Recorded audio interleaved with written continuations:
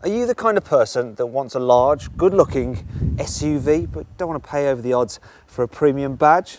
Well, don't worry, because Kia has built the Sorento especially for someone like you. And probably you as well. One of the best things about this car is the sheer amount of space it's got inside. I mean, look at that boot. It's absolutely massive, and there's no lip for you to have to lift things over. What do you think of that? Bit of vintage luggage. That was my dad's, that was. Anyway, there's also extra storage under the false boot floor, and it's big enough to use this little circuit of your toy car. Anyway, that's enough of that nonsense. If you need even more space, you can, of course, fold down the rear seats. And as you see, they lie almost completely flat, which is handy when you're wanting to carry large items of furniture. Now I'll just put these seats back so you can see what life's like for rear passengers. Well, look, there's loads of room. Plus, you can recline the seats to get even more comfortable. What's more, the chairs in front are actually raised up, which allows you to really stretch your legs out underneath them. And I have to say the footwell is very big as well. It doesn't matter if you get the middle seat either, because unlike other off-roaders, the transmission tunnel is very small. So you do have somewhere to put your feet. I almost forgot. This is a 5-seater Sorento, but you can also get a 7-seater model if you have a large family. If you're wondering why I'm sat in this ridiculous position, it's because the last person who drove this car was my camera operator, and she's a little bigger than a small child. But it will give me an opportunity to illustrate just how much adjustment there is in the driving position in the Sorento.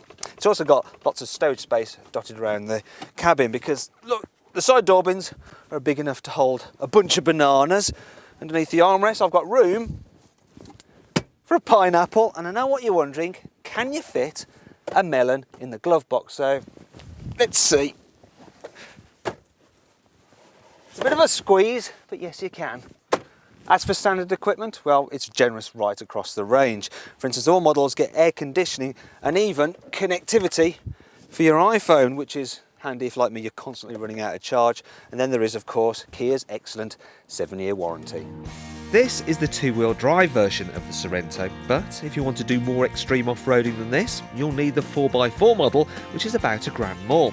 That car also comes with a 2.2 litre diesel, which can return over 40 miles per gallon and will hustle the big Kia to 60 in around 9 seconds.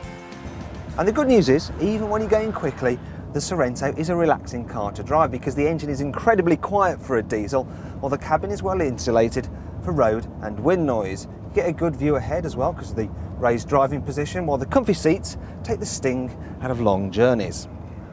For a tour vehicle, there is hardly any body roll in corners, but don't go thinking the Sorento is fun, because it still doesn't handle quite as car-like as some other SUVs. Also, the suspension, it's a bit on the firm side. I mean, it bounces around over bumps in the road, and on larger undulations, you kind of get rocked about from side to side, which is a little bit annoying. But perhaps the biggest problem is that for a Kia, the Sorento is rather expensive, yet the interior doesn't feel very premium at all. I mean, it's full of hard, brittle plastics, and there's no getting away from the fact that while this badge has come on quite a bit in recent years, it's still not what you'd call desirable.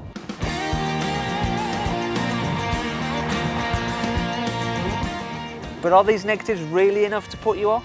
After all, if you want a spacious, sturdy and capable SUV that comes with the peace of mind of a long warranty, you can't ignore the Sorento.